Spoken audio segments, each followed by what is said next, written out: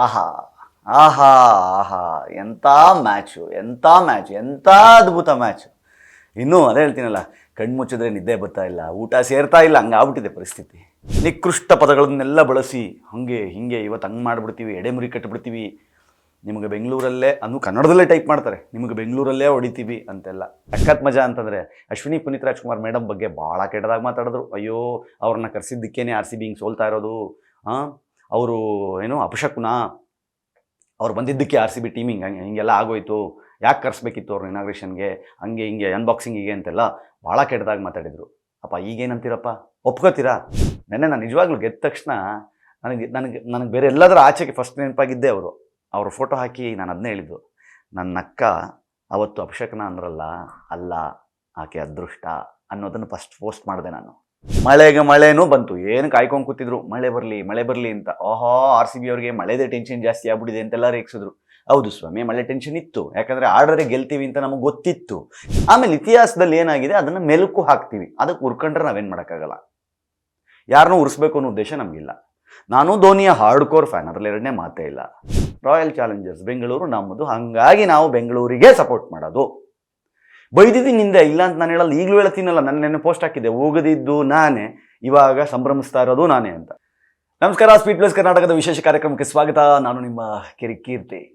ಆಹಾ ಆಹಾ ಆಹಾ ಎಂಥ ಮ್ಯಾಚು ಎಂಥ ಮ್ಯಾಚ್ ಎಂಥ ಅದ್ಭುತ ಮ್ಯಾಚು. ಇನ್ನೂ ಅದೇ ಹೇಳ್ತೀನಲ್ಲ, ಕಣ್ಮುಚ್ಚಿದ್ರೆ ನಿದ್ದೆ ಬರ್ತಾ ಇಲ್ಲ, ಊಟ ಸೇರ್ತಾ ಇಲ್ಲ, ಹಂಗಾಗ್ಬಿಟ್ಟಿದೆ ಪರಿಸ್ಥಿತಿ. ಅಂದರೆ ಎಷ್ಟು ಇರಿಟೇಟ್ ಮಾಡಿಬಿಟ್ಟಿದ್ರು ಕೆಲವರು ಅಂತಂದರೆ, ಆರ್ ಸಿ ಬಿ ಪರವಾಗಿ ಏನೋ ಹಾಕಿದ ತಕ್ಷಣ, ಆರ್ ಸಿ ಬಿ ಪರವಾಗಿ ಮಾತಾಡಿದ ತಕ್ಷಣ ಬಂದು ನೆಗೆಟಿವ್ ಕಮೆಂಟ್ಸು, ಅಂದರೆ ನಿಕೃಷ್ಟ ಪದಗಳನ್ನೆಲ್ಲ ಬಳಸಿ ಹಂಗೆ ಹಿಂಗೆ ಇವತ್ತು ಹಂಗೆ ಮಾಡಿಬಿಡ್ತೀವಿ, ಎಡೆಮುರಿ ಕಟ್ಟಿಬಿಡ್ತೀವಿ, ನಿಮಗೆ ಬೆಂಗಳೂರಲ್ಲೇ ಅನ್ನು ಕನ್ನಡದಲ್ಲೇ ಟೈಪ್ ಮಾಡ್ತಾರೆ, ನಿಮಗೆ ಬೆಂಗಳೂರಲ್ಲೇ ಹೊಡಿತೀವಿ ಅಂತೆಲ್ಲ. ಆಯ್ತಪ್ಪ, ಚೆನ್ನಾಗಿ ಹೊಡೆದ್ರಿ, ಥ್ಯಾಂಕ್ಸ್, ತುಂಬ ಚೆನ್ನಾಗಿ ಹೊಡೆದ್ರಿ, ವೆರಿ ಥ್ಯಾಂಕ್ಸ್. ನಾನು ಅದೇ 3 ಆಪ್ಷನ್ ಹಾಕಿದ್ದೆ. ಒಂದು, ಇವರು ಹೊಡೆಯುವುದಿಲ್ಲ 200 ರನ್ನು ಆ್ಯಂಡ್ ಮ್ಯಾಚು ಸೋಲ್ತಾರೆ. ಒಂದು, 200 ರನ್ ಹೊಡಿತಾರೆ ಬಟ್ ಮ್ಯಾಚ್ ಗೆಲ್ಲಲ್ಲ. 200 ರನ್ನು ಹೊಡೆದು ಮ್ಯಾಚು ಗೆಲ್ತಾರೆ ಅಂತ. ಸಾಕಷ್ಟು ಜನ ಅದರಲ್ಲಿ ವೋಟ್ ಮಾಡಿದ್ದು 200 ಹೊಡೆಯಲ್ಲ ಮ್ಯಾಚು ಗೆಲ್ಲಲ್ಲ ಅಂತ. ಅದೇ ಸತ್ಯ ಆಗಿರೋದು.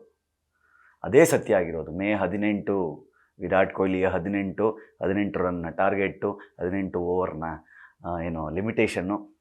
ನೋಡಿ, ಮಳೆಗೆ ಮಳೆನೂ ಬಂತು, ಏನು ಕಾಯ್ಕೊಂಡು ಕೂತಿದ್ರು, ಮಳೆ ಬರಲಿ ಅಂತ.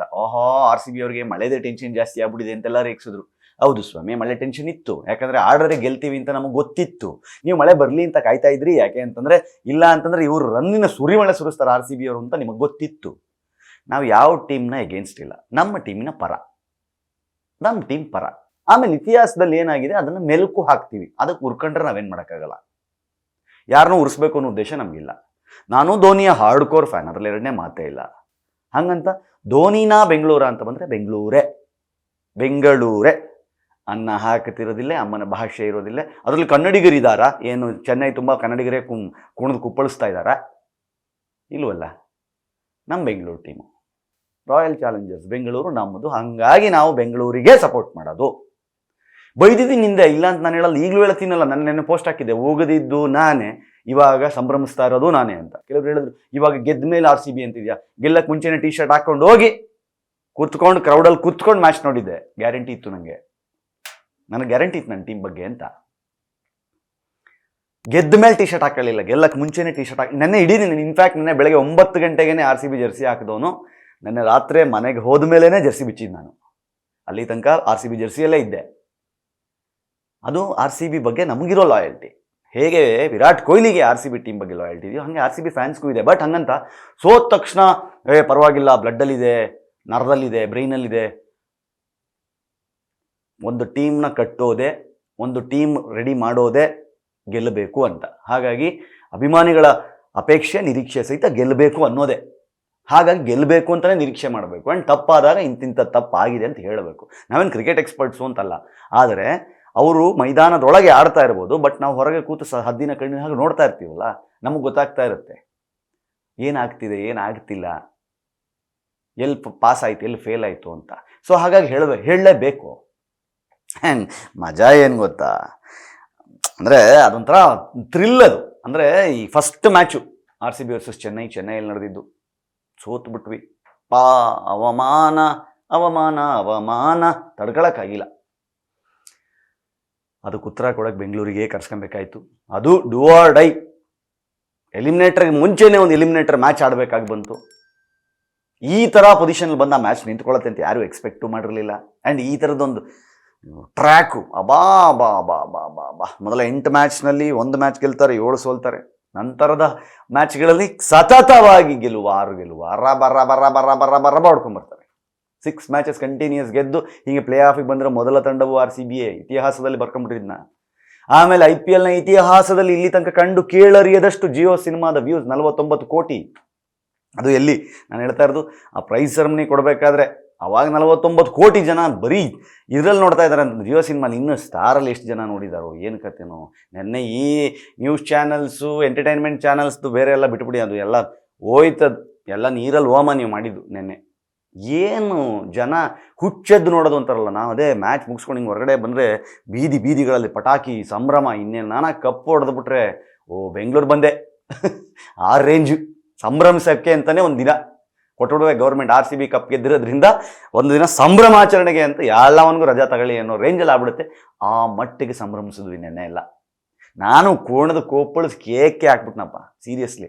ಅಂದರೆ ಅದು ಒಂದು ಫ್ರಸ್ಟ್ರೇಷನ್ ಇರುತ್ತಲ್ಲ, ಅಯ್ಯೋ ಅವಮಾನ ಅವಮಾನ ಅವಮಾನ. ಈ ಮುಂಬೈ ಫ್ಯಾನ್ಸು, RCB ಫ್ಯಾನ್ಸು, ಇದು ಚೆನ್ನೈ ಫ್ಯಾನ್ಸ್, ಇವ್ರದೇ ಕಾಟ ಜಾಸ್ತಿ. ಫೋನ್ ಮಾಡೋದು, ಮಚ್ಚ ಏನಾಯ್ತು ನಿಮ್ಮ ಟೀಮು, ಮಗ ಏನಾಯ್ತು ನಿಮ್ಮ ಟೀಮು, ಏನಾಯಿತು ವಿರಾಟ್ ಕೊಹ್ಲಿಗೆ ನೋಡಿದ್ರಪ್ಪ, ವಿರಾಟ್ ಕೊಹ್ಲಿಗೆ ಏನಾಯಿತು, ಫ್ಯಾಫ್ ಡಿಪ್ಲೆಸಿಸ್ಗೆ ಏನಾಯಿತು, ರಜತ್ ಪತಿದಾರ್ಗೆ ಏನಾಯಿತು, DKಗೆ ಏನಾಯಿತು. ಇನ್ನೊಂದು ಕಡೆ ಬೇಜಾರಿತ್ತು, DK ಲಾಸ್ಟ್ ಮ್ಯಾಚ್ನೇನೆ ಸೋತ್ಬಿಟ್ಟಿದ್ರೆ ಅದೊಂದು ಕಡೆ ಬೇಜಾರಿತ್ತು. ಬಿಡಲಿಲ್ಲ DK, ಅಲ್ಲೂ ಸಿಕ್ಕಿದ್ದ 5 ಬಾಲ್ 6 ಬಾಲ್ನ ಚಚ್ಚಿ ಚಿತ್ರಾನ್ನ ಮಾಡಿ ಸೂಪರಾಗಿ ಆಡಿ.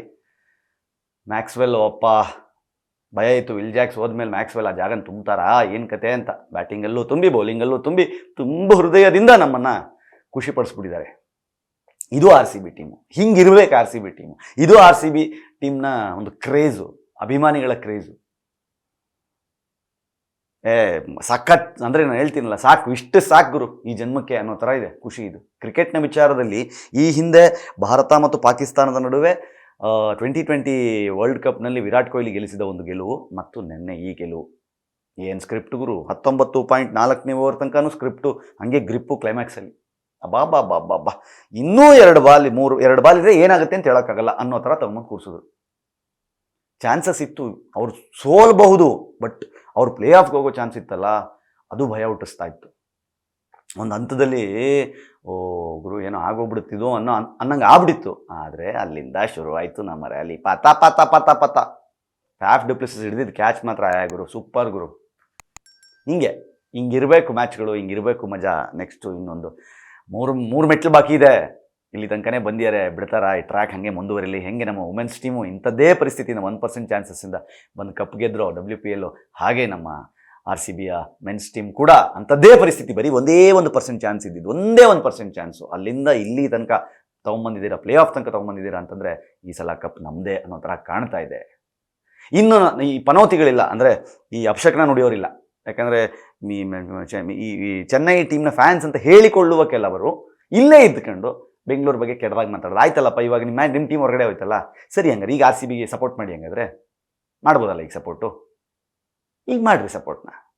ಆ್ಯಂಡ್ ಇನ್ನೊಂದು ಮಜಾ ಏನು ಅಂತಂದರೆ, ಸಖತ್ ಮಜಾ ಅಂತಂದರೆ, ಅಶ್ವಿನಿ ಪುನೀತ್ ರಾಜ್ಕುಮಾರ್ ಮೇಡಮ್ ಬಗ್ಗೆ ಭಾಳ ಕೆಟ್ಟದಾಗಿ ಮಾತಾಡಿದ್ರು. ಅಯ್ಯೋ ಅವ್ರನ್ನ ಕರೆಸಿದ್ದಕ್ಕೇನೆ RCB ಹಿಂಗೆ ಸೋಲ್ತಾ ಇರೋದು, ಅವರು ಏನು ಅಪಶಕುನ, ಅವ್ರು ಬಂದಿದ್ದಕ್ಕೆ RCB ಟೀಮ್ ಹಿಂಗೆಲ್ಲ ಆಗೋಯ್ತು, ಯಾಕೆ ಕರೆಸ್ಬೇಕಿತ್ತು ಅವ್ರನ್ನ ಇನಾಗ್ರೇಷನ್ಗೆ, ಹಂಗೆ ಹಿಂಗೆ ಅನ್ಬಾಕ್ಸಿಂಗಿಗೆ ಅಂತೆಲ್ಲ ಭಾಳ ಕೆಟ್ಟದಾಗಿ ಮಾತಾಡಿದರು.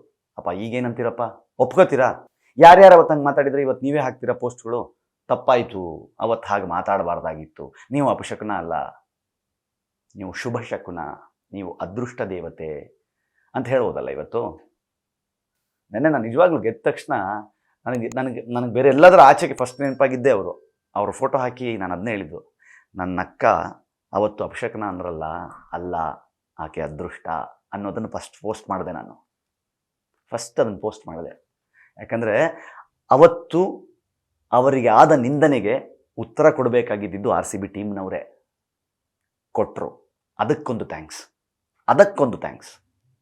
ನೀವು ಗೆದ್ದಿದ್ದಕ್ಕೆ 1000 ಕಾರಣಗಳಿರಬಹುದು, ಆದರೆ ನಿಮ್ಮ ಗೆಲುವು ಅತ್ಯಂತ ದೊಡ್ಡ ನೆಮ್ಮದಿ ತಂದು ಕೊಟ್ಟಿದ್ದು ಅಶ್ವಿನಿ ಮೇಡಮ್ ಅವ್ರಿಗೆ ಮತ್ತು ಅಪ್ಪು ಸರ್ ಫ್ಯಾನ್ಸ್ಗೆ. Thank you for that. ನೋಡ್ತಾ ಇರಿ IPLನ ಎಲ್ಲ ಅಪ್ಡೇಟ್ಗಳಿಗೆ ಸ್ಪೀಡ್ ಪ್ಲಸ್ ಕರ್ನಾಟಕ. ಇದು ನಿಮ್ಮಿಂದ ನಿಮಗಾಗಿ, ನಿಮಗೋಸ್ಕರ. ಮತ್ತೆ ಸಿಗ್ತೀನಿ. ನಮಸ್ಕಾರ. Speed plus Karnataka.